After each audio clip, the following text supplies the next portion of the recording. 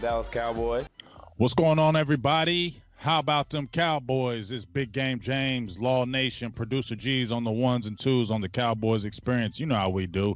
Cowboys Experience. I know Law was up there this past Saturday. Great time they had. Travis Frederick, Zach Martin, Michael Gallup, who had the phenomenal game this past Sunday. So obviously they're going to be away against the Redskins, but please make sure you get back down there to the Cowboys Experience when we play in Miami. And Producer G, myself, will be there for that game. We're going to be hosting that game. Law Nation, I know you're going to be doing your thing, but guess what? We'll be out there. We're going to have a good time, and we're going to do some more Cowboys football. If you want to find out some more travel packages, if you're still trying to get to these games, it's still time to be able to do that.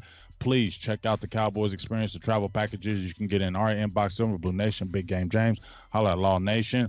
Talk to Barry Griffith. You can also get in the Cowboys Experience, their website, and their inbox. So please, if you're trying to go to the game, you saw the experience that just happened against the Giants. You don't want to miss something like that. So please get into there and find out about these games. Now, saying all that, it's time to talk about these Cowboys, Big Law. Yeah, How you feeling? Cowboys. Oh, man, I'm feeling G-double-O-D good. I'm feeling so good, man. As a matter of fact, I'm lying. I'm feeling great. Hey, a lot of times we start off slow, and I said all off season, we must start off fast. And this looking like we started off fast, and I love the win. I love the victory, regardless of what anybody says. This was a great game for Dak Prescott and Ezekiel Elliott, and for the first time, offensive coordinator Kellen Moore. It was a good game for them. It was a great game. I mean, great. It was an exciting game. I think the biggest thing that everybody was excited about, we understand the Giants aren't good. We understand their defense is not good. They lack a pass rush. Their secondary is not the greatest. They were one of the worst defenses in the NFC East last year. We understand that. But when you're trying to be a contending team, you destroy those type teams. You don't play around with those teams. You don't keep those teams in the game, because that's where you feel like you get the validity of a team that's going to be on the rise and going to do some damage when you defeat handily teams that you should. And that's what got me excited more than anything. Too many times have we seen our Cowboys being more talented than the other teams, but keep them in the game with field goals. 13-play drives, field goal. 12-play drive, field goal. 9-play drive, punt. You get what I'm saying? We were seeing a lot of that last year. So the excitement to me was 35 points, probably could have scored more, and we scored 5 touchdowns. No field goals, and that was the exciting part to me. I was seeing touchdowns and not field goals. Yes, and then like you said, just to piggyback off of what you said, we normally play down to the level of our competition, and it was just good to see, refreshing with the eyes, to see that the Cowboys were able to put up money on the board and continue to score. Now, I only have one negative deal, and I have to put this out there. Towards the latter part of the game, we did hold off a little bit.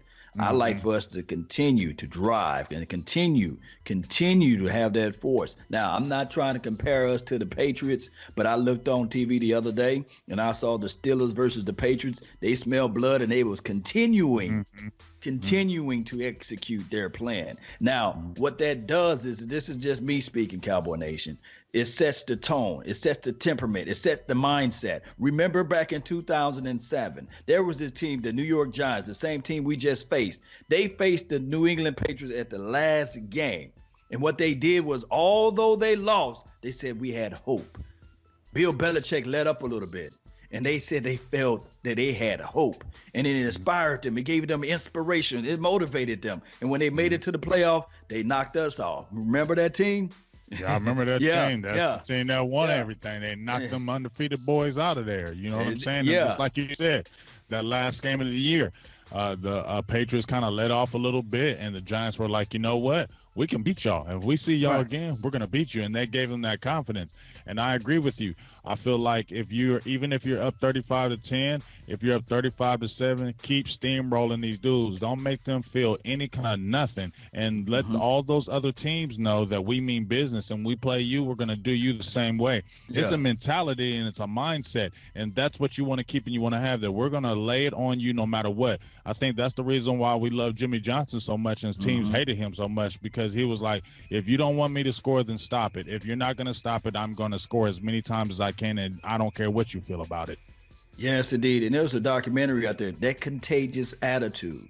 moved all the way through that team. And if we were a young team. Remember when Barry Switzer was able to coach the team, Troy Aikman still said, no, we would have been still doing this, or we would have still been doing that. Hey, what we got to do in order to practice better and perform better. So that's what I want this young team to do.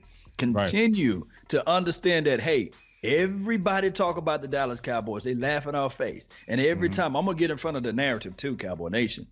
Every time we beat a team, we haven't beat a winning team. Right.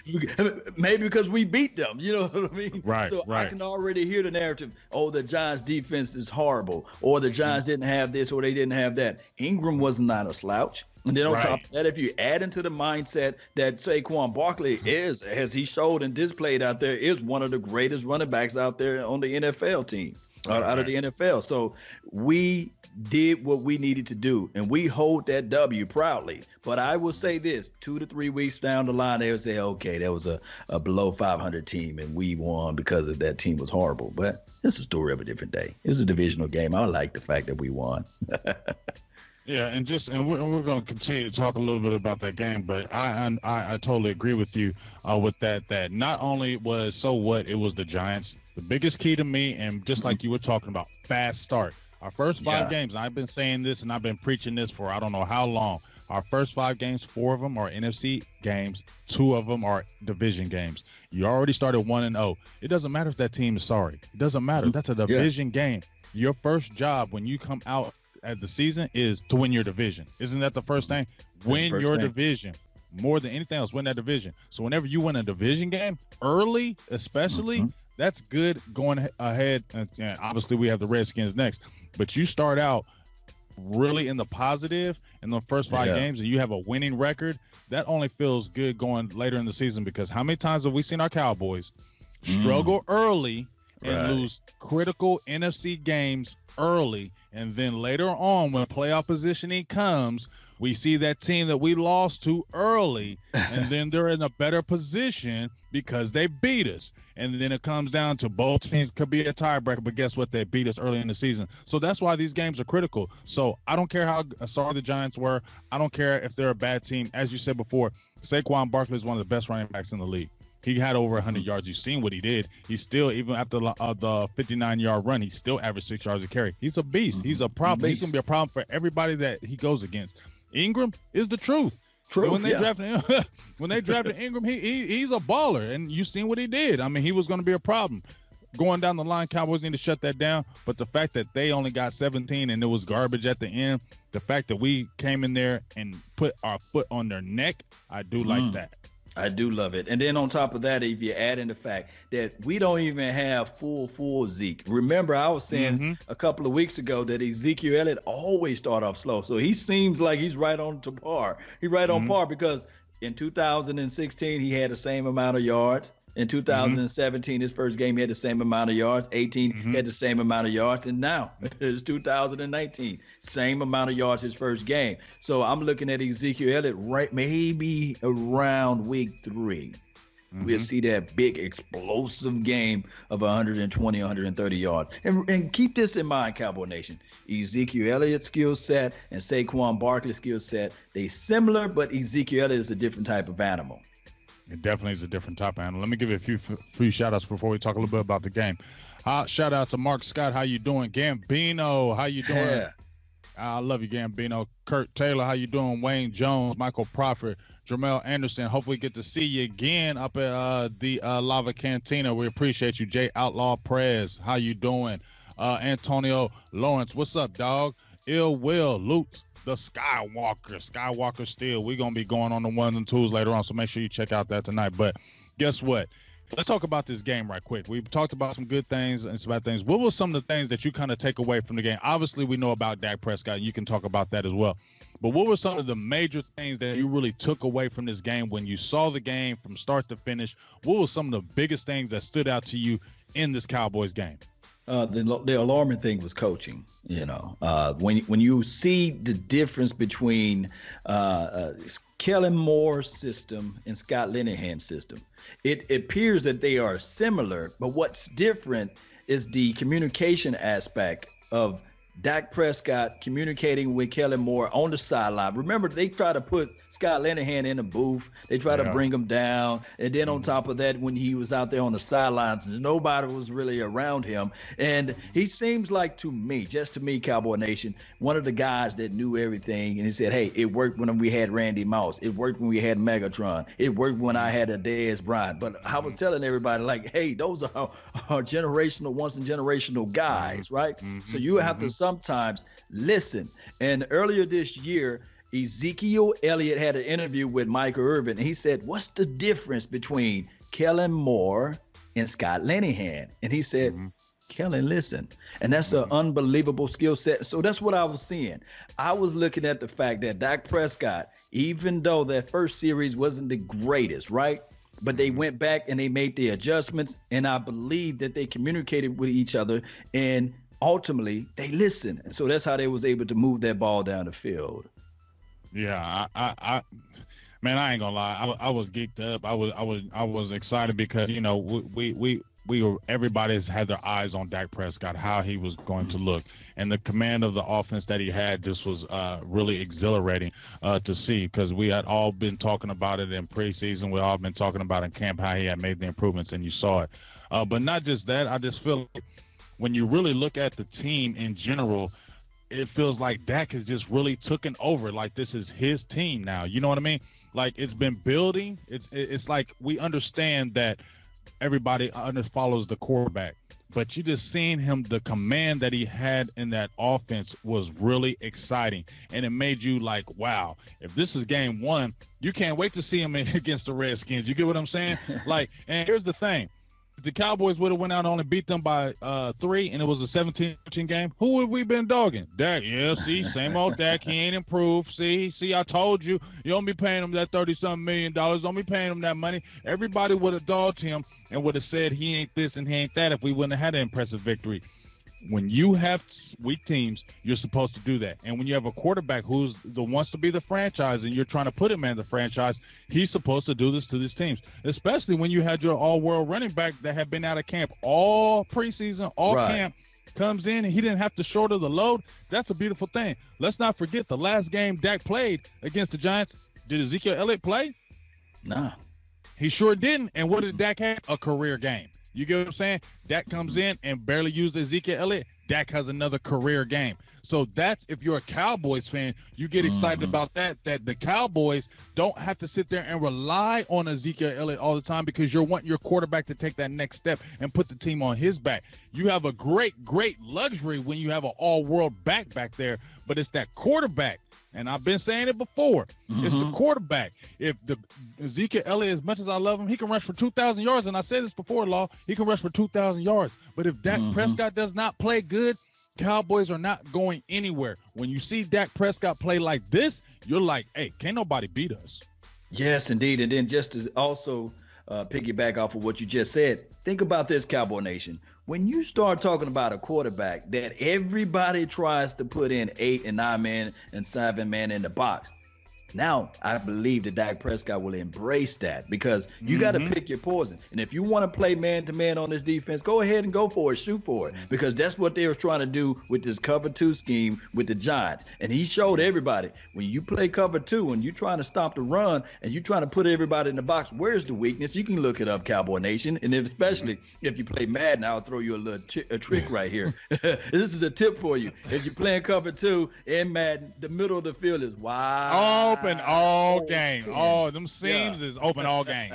Them gaps, them little holes is open all game. And if you hit that pass right, you're going to kill that cover 2, and you're going to make that defense change and get up out of there, because it's going to get destroyed. It's good for the coverage and keeping things in front of them, but boy, you can just chunk that defense all the way downfield.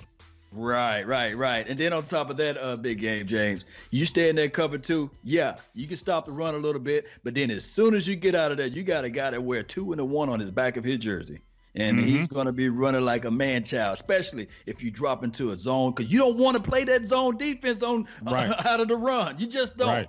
Right. And then you don't want to switch around and move dime in there, because now you have lighter guys, and you don't have those big burly guys that's going to be inside. And what is going to go right up the middle? We're going to go right up the middle and just gas you and get them 10, 15-yard gains. And then it's like, pick your poison. What are you going to do? And that's what I believe the Cowboys have been trying to create with this draft since 2010. I've been talking about drafting these offensive linemen, then going to the defense, getting Amari Cooper, signing Randall Cobb, putting all the pieces around Dak to make him even more successful. And you can't get mad at that. When you look at when people are like, well, yeah, Dak looked good because, he got an offensive line, he got a great running back. I don't understand that concept, Law, because aren't you supposed to put good players around him? Aren't you supposed to have a good offensive line? Aren't you supposed to have a good running back? Aren't you supposed to have good receivers? That's the only way you win in this league. You got to have good players. So the Cowboys are doing the right thing and surrounding Dak with those pieces. And just because you surround a player with those pieces doesn't mean that quarterback is still going to be successful. We've seen it time and time again that you can have pieces around a quarterback, but if that quarterback can't play, it doesn't matter. It does not matter. And so now you're seeing Dak Prescott, the maturation process, continue to grow. Shout out to John Kidnett. I think that was a great hire. Now you continue to see it. It just looked like Dak looked like a totally different person out there. He was strong in the pocket. He was decisive. Did you see that pass he threw to Michael Gallup when he got smacked in the backfield? Oh, my gosh. That's what we've been waiting for, haven't it, Law? Ain't that what we've been waiting for? And what did John Kidnett say? Sometimes, kid, you just got to let it go. Let it fly. Don't worry about it. Yeah. Don't think too much into it. You got receivers now. And they did the live sideline audio on DallasCowboys.com, and I was able to listen to the players and their thought process of everything. And one major thing that I pulled from that excerpt or that quick mini video was the fact that when Amari Cooper said, hey, everybody eats. Then on top of that, you can't cover everyone, because now that everybody's eating, you can't scheme for that. And we are catching everything. So when you're catching everything, especially the one-on-one onto the outside, it dictates what the defense does. So that's why they stayed in the cover 2, because they said, hey, we need that safety over the top to help because Gallup is killing us. Oh, hey, we need that safety over the top to help Amari Cooper because he's killing us. Oh, we need that safety to creep deeper down, closer inside, because now this Randall Cobb is a nuanced route runner. So that leaves you with the open of the middle of the field, because now you're going to really have the Blake Jarwin did. Not to even cut you off, but you see, that's just the case in point. You see what they did. Blake Jarwin hits that seam. Y'all playing that cover 2. You playing deep. Blake Jarwin hits the seam, touchdown, just like he did before. And now the biggest thing that I like, not even just with Dak Prescott, is he's making the quick decisions. We love Dak when he makes that quick decision, when he's authority, where he knows where he's going to go with that ball and he's precise with it. And like I said, that offense looks humming. I'm like I said, so what is the Giants? I feel like this is not something that we have one big game and now the offense is going to fall off. I don't see that, dog. I just don't see it. I don't feel it. You had Travis Frederick, who made a heck of a difference coming back, huge difference. And then you even had Zach Martin and Tyron Smith, who pretty much missed all of camp. They come in, kept Dak Prescott in a clean pocket. I think he made this guy hit maybe twice in that game. 0 sacks. Beautiful thing. The offensive line is humming, and we ain't even seen Zeke. And wow, you don't even know. Kellen Moore probably didn't even show you half of what he's going to show down the line. Yes, boy, man, I'm telling you, I don't have to go to church this Sunday, man. Look, this is the thing, Cowboy Nation and James. This is the thing. There are 31 other teams out there that's going to look at this tape. They're not going to say, well, I'm going to refuse to look at this tape. They'd be foolish. They're going to say, okay, we're going to take away this. They'll be foolish. They're going to watch the tape and they said, okay, this time we know for sure they're going to love the cover 2. So we can't put ourselves in those situations that the Giants did. So we're going to try something different. Don't you think that these Washington team that we're going to play this weekend is going to say, okay, we're going to let Ezekiel Elliott eat there, and we're going to try to shut down this passing game? Don't do that. Don't do it, because Tony Pollard and Ezekiel Elliott Oh my goodness! It's time for some gas action. I mean, hey man, I've been saying this. And you know what? I told you. Remember, I told you at the beginning of the year. I said, I've been getting on Garrett and those guys, and I'm gonna preach positivity because I feel like this is a team. I feel like this is one of the deepest teams we've been talking about. This is not something new that me and Law Nation have just sprouted out. We've been saying this from the beginning of the season. This is a different team. This is the deepest team that Garrett has had. You have multiple players that can do multiple things. And like you said, you haven't even seen the cusp of this. You don't think of Kellen Moore, who is that guy I feel like is a meticulous guy. I think that was the best thing they did was putting him at the offensive coordinator. As much as we hate Scott Linehan, thank you for bringing Kellen Moore on board. You saw something in him, so we appreciate you for that. But I just feel like you see a Kellen Moore thinking, okay, yeah, y'all did the cover two. Yeah, y'all did this against us, but whatever y'all did against that, Washington, we're not going to show you that. We're going to be different. And that's what you get excited because what was the thing that was bothering us about Scott Linehan? You had an offensive game plan that everybody knew. The scheme was easy. The defense was going in like we know what play you're going to do. We knew when Noah Brown was going in motion, this was going to be a run play. We saw something totally different in this game one. We saw multiple guys going in motion, multiple sets, formations. Kellen Moore said from the very beginning, I do not want a guy or a team to get a beat on what we're doing, and I want to keep that defense off balance, and that's what he did. And I feel like it's going to continue to grow even more every game. He's going to be in that lab. That is the guy that I feel like this isn't something that, that was just one game. No, you got to believe in this dude. You got to believe in it. You got to believe in this dude. He's been doing this for a very long time. Playbooks, schemes, he's been doing this. Believe in this kid. I really am excited because I feel like the Cowboys have got a gem, and it's a beautiful thing that we got him and nobody else do because I think he's the next up-and-coming guy. Yes, indeed. Let me just go ahead and tell you guys right here. Thank you for tuning in to the Law Nation Film Session. As we take a deeper look at Jameis Olawale, they lined this brother out into the outside. Don't you know that linebacker was sitting there saying to himself, I'm praying to the high heavens that I can figure out if I can just swing my hands up. Hopefully I can knock this ball down. And that literally happened for him. But outside of that, don't you think that every linebacker in the NFL will be able to do that? I would say no. Jameis Olawale was wide the world open. It just that linebacker made an inch, and football is a game of inches. But that linebacker barely raised his hand and he got in the path of the ball. But he didn't really know where that ball was at. But guess what? Now Washington teams are going to be looking at that playbook, studying and saying, don't you guys see that they moved Jameis Olawale to the outside? We got to be mindful of that. So when they have a Jameis out there on multiple sets or multiple downs, we got to pull this linebacker off the field because all linebackers can't carry up the field like that. So then you put in an extra safety. And what Kellen Moore could do at that time? Audible back into a run. You got light body work out there. Woo! Man, that's Ezekiel Elliott for 15 yards running up the seam. It's so funny because everybody, you see how important play calling is on the defensive side of the ball and the offensive side of the ball. We see how important it is. We've seen how the Rams came from the ashes. They came from the ashes. Why? They got a coach that can do great play calling and keep the defense off balance. That's why the Rams are so explosive. I feel like we have a guy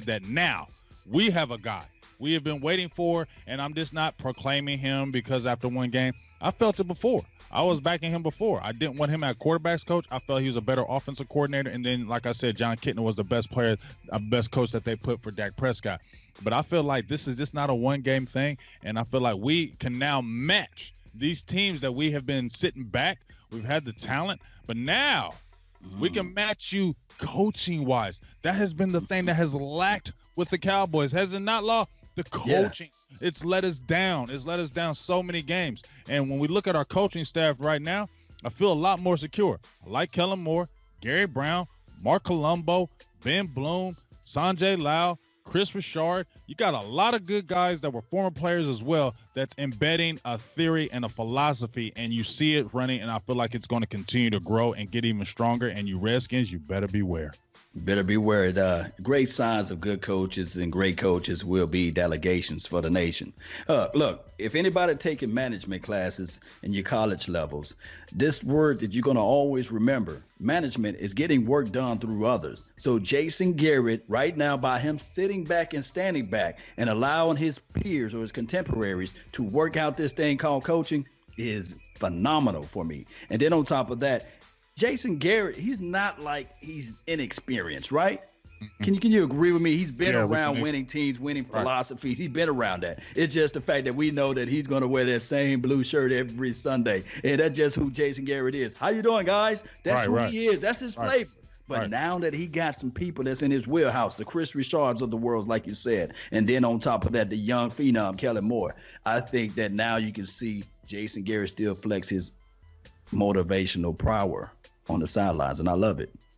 And I think, you know what, when you listen to former players, they were saying the biggest thing about Garrett was, clock management, those type of things, but they never said anything about him not being a motivational leader to them. They never said anything about him not being meticulous in his work and how he's always there. He's always working hard. I've never heard anything about that about Garrett, so I would definitely give him props on that. And the team has never given up on him. You never really see Garrett go on a 5-6 game losing streaks. It does. I mean, we did see it but you lost Romo and you lost Dez Bryant. Come on. We're talking about a team that has all fully played. You see the Cowboys always seem to rally around him.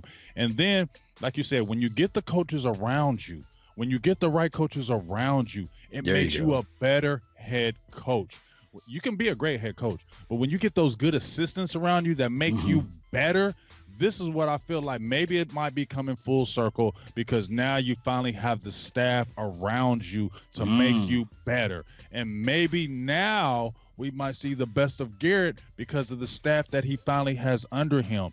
Maybe it wasn't the best fit even with him and Scott Linehan, but now I feel like he can kind of mold, and I think that's just a great relationship, because I think Kellen Moore, I think everybody likes Kellen Moore. I don't know what it is. I just feel like everybody likes him and believes in him, and I feel like they're like, you know what y'all saw?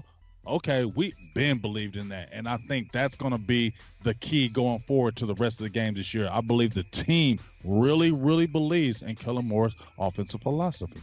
Yes, indeed, and I love every bit of it, man. This is feeling good, Cowboy Nation, man. Oh my gosh. Yes, we just need, like I said, we just need to ride the wave, and we need to go in and take care of these Redskins. We're going to talk about that in a minute, but let me give a few shout-outs to everybody that's been tuning in. We got a great crowd right now, so let me give a shout-out. Shout-out to everybody. Guap De Niro, Ryan Dye, how you doing? Lorenzo Cavezo, I don't know if I said that right. I'm sorry. Von Dale Jackson, what's up with you, dog? Taquana Johnson Prince, how you doing? Andre Alalak.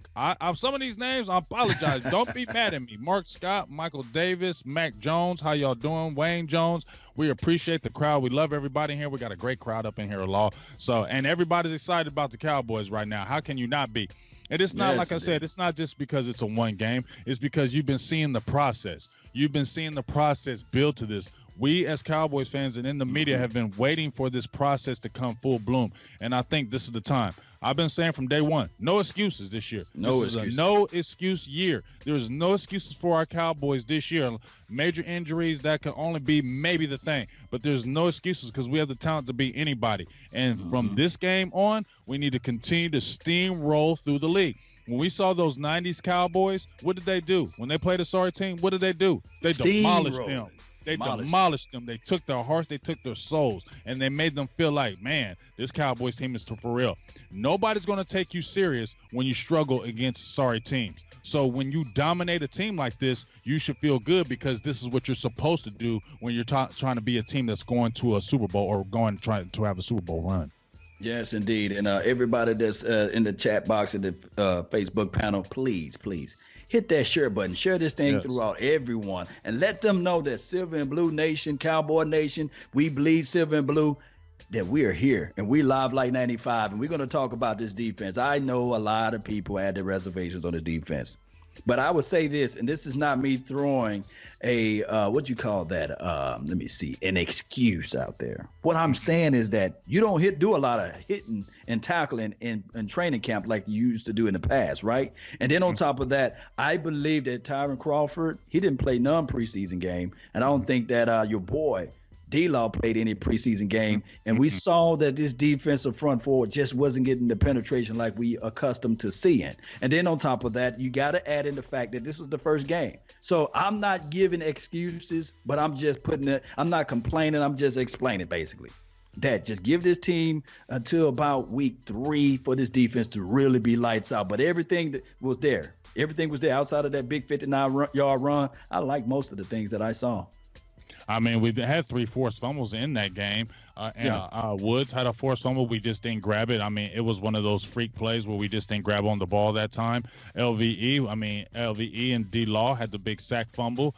We also had another turnover as well. So we had 3 forced fumbles and recovered 2 of them. So the D was opportunistic, and that's what we were talking about before. Dallas never gets turnovers. So that was at least a good thing right there. And when you saw Eli Manning, he had 300 yards passing, but we do understand a lot of it was from behind. And when a lot of it was from behind, you're going to get that chunk yardage because you're throwing the ball a lot more. So, yeah, I don't really base it on that. For the most part, we contained him. Do we need more of a pass rush? Yes, but as you said before, D-Law hadn't played all preseason, hasn't played all daggone camp. Same with Tyron Crawford, but I already told y'all how I feel about Crawford. Right. I already told you how I feel. I'm going to leave Crawford alone, but Joe Jackson need to get some more work out there. Yes. You got a Joe Jackson playing all game. I know he's a rookie, but how many times have we seen players that are rookies just shine? I think he's that type of guy, man. Tyrone Crawford, okay, I know you're the veteran, but I feel like you plateau. Get that young guy in there and let him get some work. Dorrance Armstrong Jr., you got to get that sack, dog. You got to sack Eli Manning. You got to be a little bit more impressive. You look good in the preseason. You look good in camp. You got to show that on the field because he wasn't as impressive to me as he had been looking at camp. And you got to wrap Eli Manning up for that sack. You can't let Eli Manning evade you. So things you need to clean up. But as I said before, those guys have not been together. They have all not been together. So you're still growing. And to me, I'm not worried about that. I think they're going to, and they have the hot boys. They got the purge. They got those names. I feel like the boys are going to have to like, hey, we need to go back there and live up to these names that we're talking to ourselves. And you heard DeMarcus Lawrence. I wasn't satisfied at all about that performance. I didn't like my performance. Yeah. And you don't think he's not telling the other players that we got to step up? You see how the offense did? You see what that offense did? We can't be letting that offense down and not going out there and doing our job because the defense saved the offense a lot of times last year. So I feel like the defense is going to step up. And just like you said, give it to about week 3 or week 4, you'll start seeing that defense really coming together and gelling. But the beautiful thing is, even if the defense is not playing good, your offense is going in there, and that's the biggest thing. Yes. Your defense can have a bad game, your offense can flow. Your offense can have a bad game, your defense can step up, and that's what makes you a great team. Yes, indeed, man. You speaking, like I said, man, I might not even show up for Sunday. Yes. I'm preaching now. Get the word of the Dallas Cowboys right now. Hallelujah. Hey, on that big 59-yard run, Cowboy Nation, that was Tyron Crawford that got folded up inside. Who is number 76? Do you have that roster for the Giants? He was number 76. Did a great deal of wedge pushing Tyron Crawford back into the inside. It was a great deal. And then on top of that, Cowboy Nation, look, I just say this. Joe Jackson this year, when they finally give him out there. He got to play. He just got to play. Number 56. He kept 56, right? Like, we can't. That's the guy that need to be taking Tyron Crawford's spot. I'm sorry. He needs to be the dude that's taking Tyron Crawford's spot. You know daggone well Joe Jackson gets you excited. If he's playing all game or playing a lot in that rotation, he's going to make some plays, dog. He just is. You can see it in him. And Robert Quinn will be right back after the Redskins game. So everybody calm down. It wasn't a great defensive game, but they only scored 17 points, and it was at the end of the game. That's what you feel excited about. It wasn't like it was 35-28. You feel me? And then you got LVE. He did get his hands on the ball. He did get his hands on the ball. It just tipped off his hands, and now they're like, oh, it's right there. It was right there. So I'm thinking I can smell it. Can you smell what the Cowboys are cooking? I smell turnovers and takeaways next week, man. I can just feel it. And let's talk about these Redskins, man. So we seen the Redskins. They played the Philadelphia Eagles. They were surprising people. They had a 27 at halftime. They jumped on them Eagles early. I think McLaurin from the rookie from Ohio State had a big game, like 5 catches, 160 some yards. Had a big bomb from Casey Keenum. Looked like they were going to upset the Eagles, but guess what? It's the Redskins. It's Redskins. And even Deshaun Jackson, I was reading an article about what he was saying. He was like, I'm not trying to talk no trash, but you know Deshaun Jackson, he likes to talk trash. He said, I'm not trying to talk no trash, but I told the team to calm down because I know how they are. Yeah, because they were booing. Wasn't the Eagles booing? Yeah, Carson Wentz and everybody. See, Cowboy Nation, we ain't gonna boo our players now. But that's the Eagles guys. You know what I'm saying? Yeah. But he said, I know how they are, and I know how the Redskins are too. The Redskins are like this. They get all hyped in the beginning. They get hyped that they score a touchdown. They feel all good. But if you come right back there and smack the Redskins in their mouths, they fold quickly. I've seen it from them. They have Gruden as their coach. He's not a good coach, man. I'm sorry. I don't know how he's still there. But okay, whatever. Stay there. As long as you stay there, we're going to keep beating y'all. But here's some keys to the game to me. And you tell me what you kind of think about this. Okay, obviously, Geis was out the game. He got injured, so we're going to see AP. Okay, we remember what he did last year in Washington. He had 24 carries, 99 yards, and he looked revitalized. The second game we played him, he only had 30. Okay, so obviously we got to shut down AP from the very beginning. We cannot let him get off at all. We got to stuff him from the very beginning. Casey Keenum, I don't think he's a great quarterback, but he's a quarterback. If you play around with him, he'll throw for a 400-yard game on you. He'll throw a 3-touchdown game on you. So don't let him get that confidence. Come after him.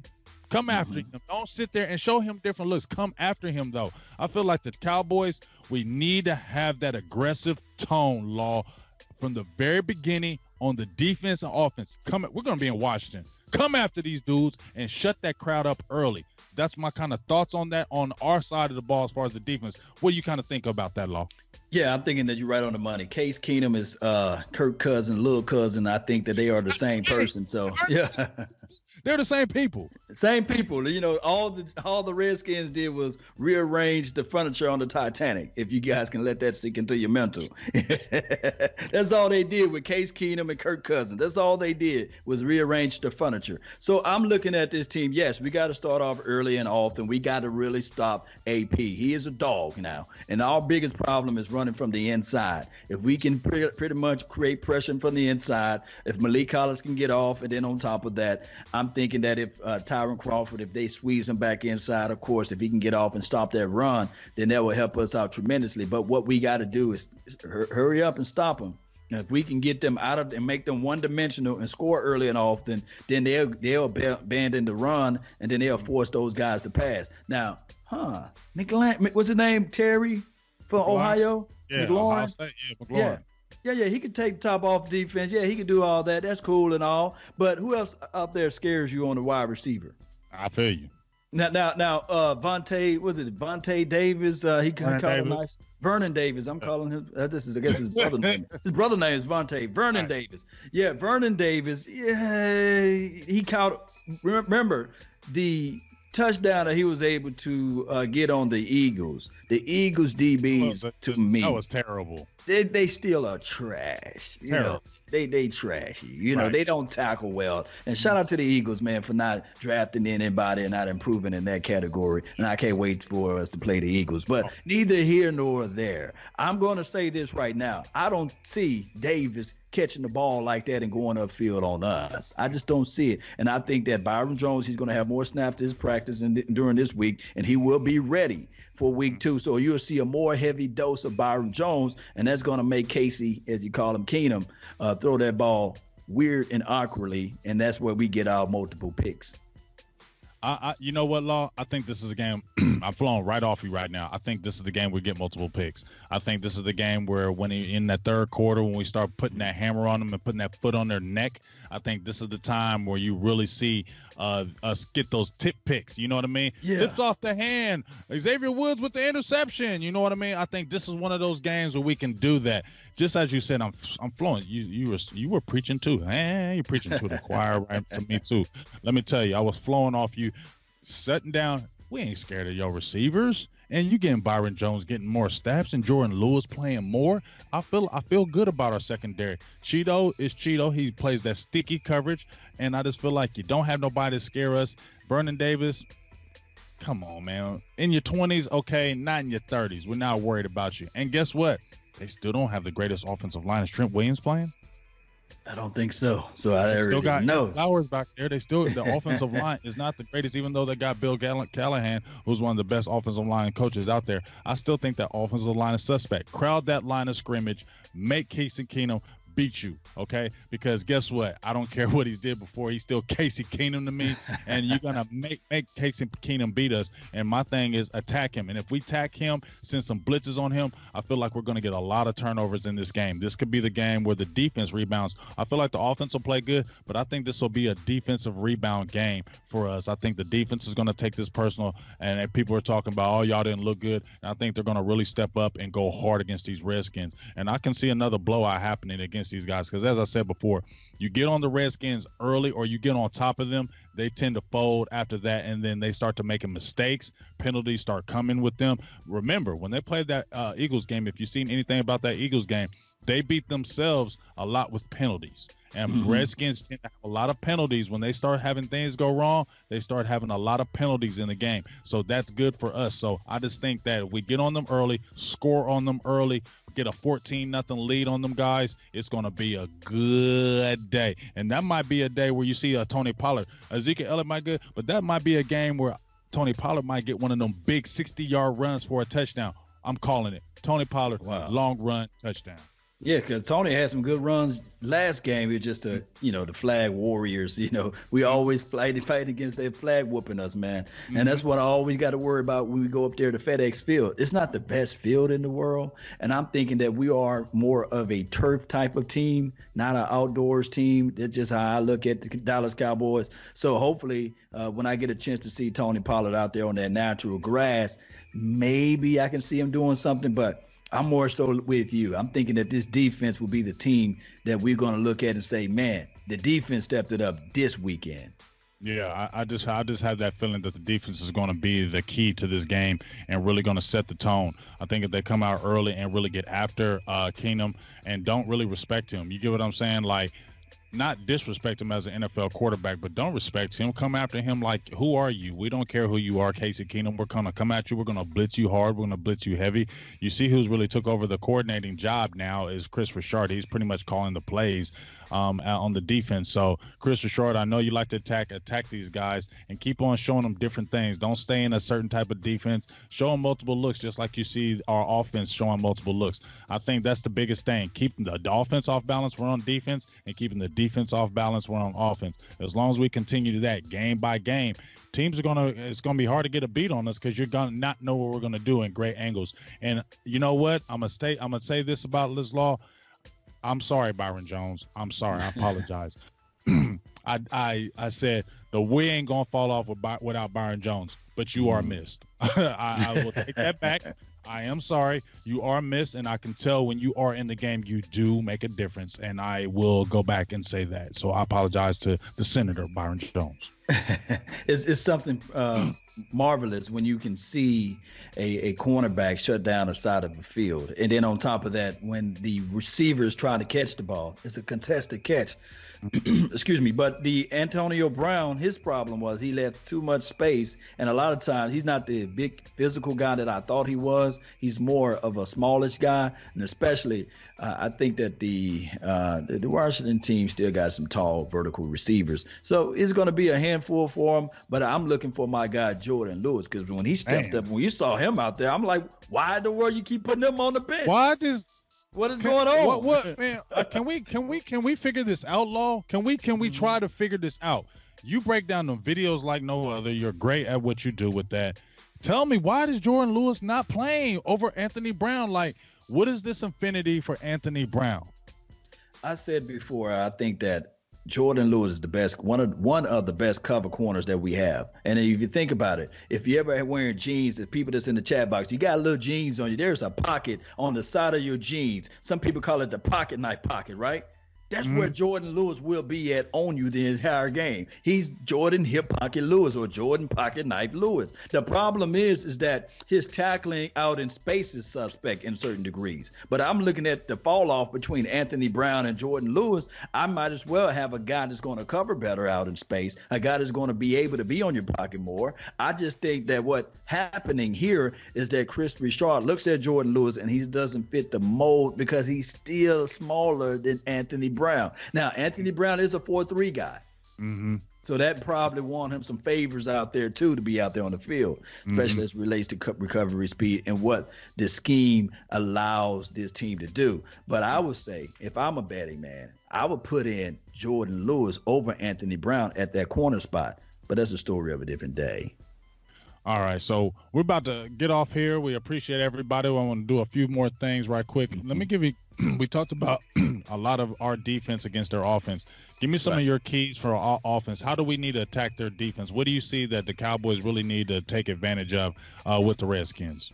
All right, so this is the thing. They defensive front four is nasty. I think we are blessed, and I'm not wishing injury on anyone, but I think Jonathan Allen is out for this game. It's a huge plus for us and a huge negative for them because our style of run, we are a zone block scheme. So we're going to really run up that zone and we're going to figure out ways and spaces inside. So I'm thinking, just like you said, this would be a good display for our running backs this game. And then on top of that, their linebackers, they got smallest linebackers because they are a 3-4 team. Well, their linebackers are smallest in a sense, but they cover a great land of space. But I'm thinking that this team, the Dallas Cowboys, should be able to run on their particular team. And then on top of that, I'm thinking that with the play actions, their DBs are not that great in covering, and they always bite to the double moves and the pump fakes and things like that.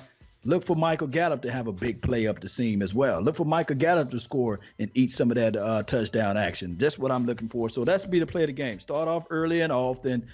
Utilize their strength as their weaknesses as they relates because they are a 3-4 team and they're going to be missing somebody on their front four, front three, however you look at it, and just look for us to dominate in those fashions.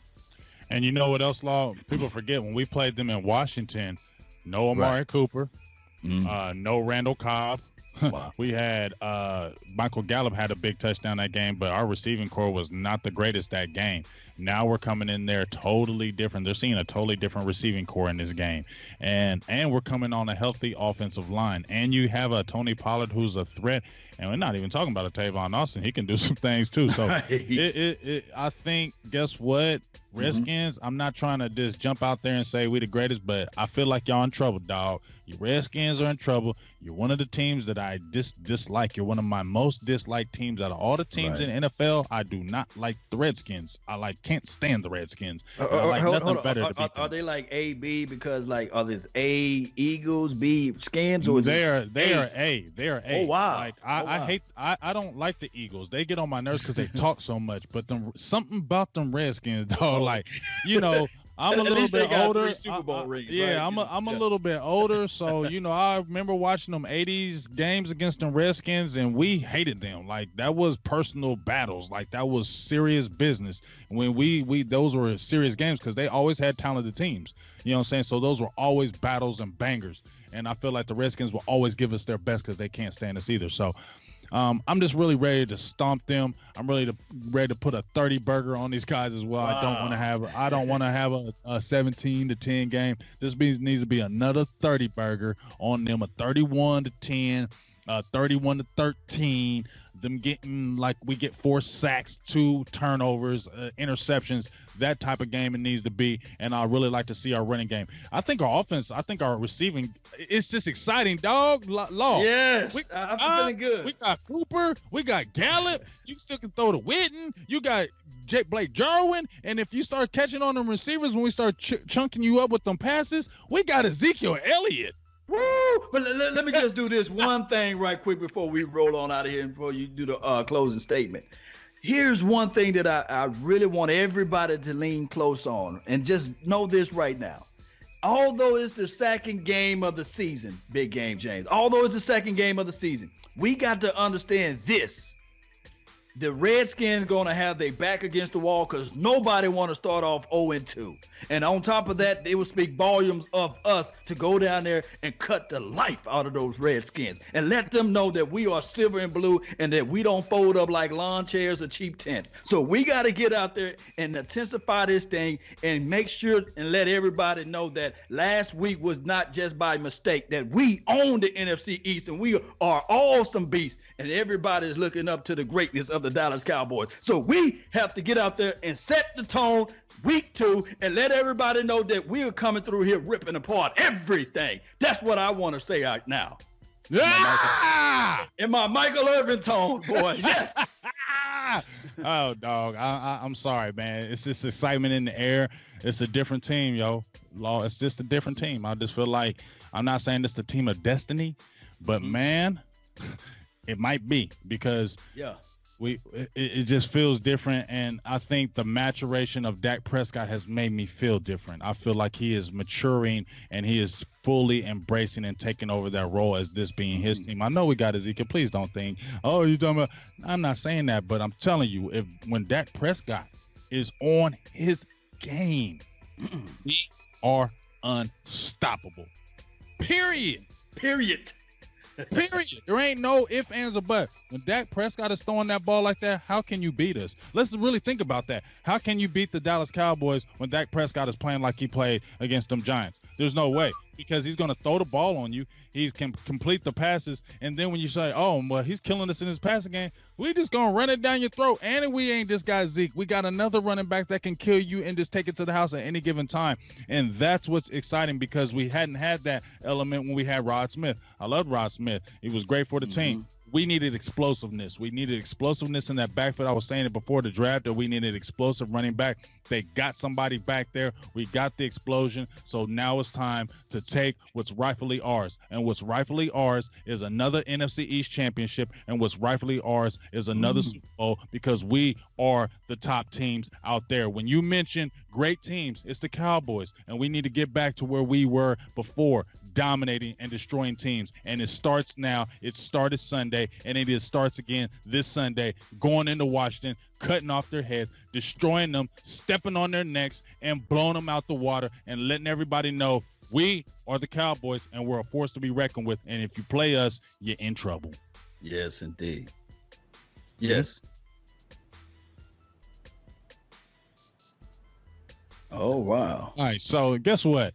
We're about to head out here, but we got I want to ask some people in the chat box right now.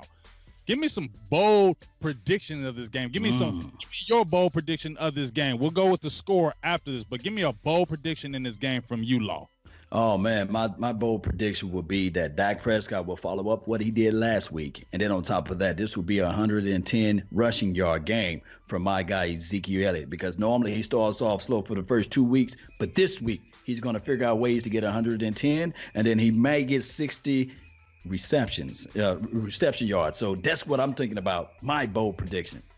Bold prediction. My bold prediction is the defense bounce back and steps up, get a 5-sack game, and we get 2 turnovers. And I'm going to say 1 turnover is forced fumble, and we're going to get an interception by Xavier Woods, and possibly he'll take it to the house just to be hyped about it. I'm going to say Xavier Woods picks one and takes it to the house. So that's my bold prediction. Defense dominates this game.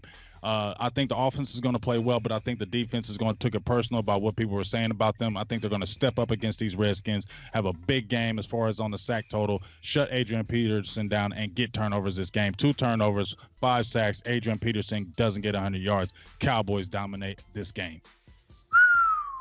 Like that. And then I'm going to go ahead and give you a score prediction. 31-13. 31-13 Cowboys. Cowboys dominate. Oh, my goodness. I'm putting up 28-13. That's my score prediction for the whole entire year. 28-13 Dallas Cowboys, because everybody was saying, hey, Dallas Cowboys, they suck. They can't score over 20 points. I said, so this year, I said, if all we had to do is average 1 more touchdown than what we did last year, and it'll put us in the top 4, top 5 offense. So I'm looking for 28 points, and I'm looking for this defense to still be stingy and get us 13. So, hey, They went above my expectation last game. So I'm expecting the same. Big game, James. I'm expecting the same. Let all goes together, baby. Let's go. Expecting the same. Big game, James. I love it too, big dog. And I'm listening to some people out there, and they're talking about the score predictions. I'm seeing a lot of people feeling like we're going to dominate the world 28-10 from Lamar Darden. Maya Martin, 28-10. Eddie Velia, 41-17. Marvin Hargrove Sr., I'm so sorry about that, 33-13. Eddie Vela says Dak has another 4-touchdown game. That's a nice bold prediction. That would be a beautiful. If Dak comes in there and throws for another 4 touchdowns, I'm gonna smack somebody. Hey, no. We're gonna find Jerry Jones and say, man, pay the man. Hey, let me jump in here with mine. Everybody can hear me now. So producer G here. Yeah. We can hear producer J. So I want to say, I'm glad the dude mentioned 4 touchdowns because I was gonna say 5 touchdowns. This week. That's bold. You got to be bold when you do this. So I'm saying, you got to be. Yeah, that's super bold. I'm saying that's 5 touchdown I was conservative passes, bold, and I'm gonna give my score 42-17. 42-17. Producer Jen says Dak Prescott throws 5 touchdowns. Hey, dog, if we do that, oh my God, the world is in trouble. If Dak Prescott throws for 5 touchdowns, bruh. You better. I'm gonna fly to Dallas early, and then I'm gonna get up in Jerry Jones' office and say, "Stop playing. Stop playing with this man's money and sign this man. Stop playing with this man's money and sign him." G, if he throws 5 touchdowns, we all fly to Dallas and we go and talk to Jerry Jones and say, "Stop playing and sign this man." He'll be in before MVP the price talk. tag goes up higher. He'll be in the MVP talk if he does that. Man, yes, he's definitely MVP talk. If he throws for like 400 some yards and 5 touchdowns, 9 touchdowns and like 800 yards in the first couple of games, yeah, everybody. Yeah. Then we'll be seeing all them Dak haters. Oh, but hey, guess what? Yeah, Dak has been impressing me. He has looked a lot better. I don't want to hear it. I don't want it. Don't you do it. Don't you do it. Hey, don't you do it. Let me throw something in here a lot of people don't even think about, and that's the fact that we always want to compare Dak to Romo because that's the last 2 good quarterbacks, but Romo hadn't even started at this point until this season in his career if you compare him to Dak. So now going forward, we should start comparing Dak to Romo because, like we said, Romo didn't even play in his first 3 seasons. And he had a whole lot of prep. You got to understand, he was under Parcells and Sean Payton. So you had 3 years of prepping. So when you see how Romo played good when he came out after sitting 3 years, it was because of that good coaching. They said he wasn't ready, and you saw, guess what happened. But just like you said, producer G, Dak wasn't even supposed to play. He wasn't even supposed to be doing this. They had a 2-year process where Dak Prescott was supposed to sit the bench. They were going to get 2 more years out of Romo and then bring Dak Prescott in. So considering what he did, and people, when they talk about Jared Goff and Carson Wentz, those guys were 1 and 2 in the draft. Right. And let's keep it real.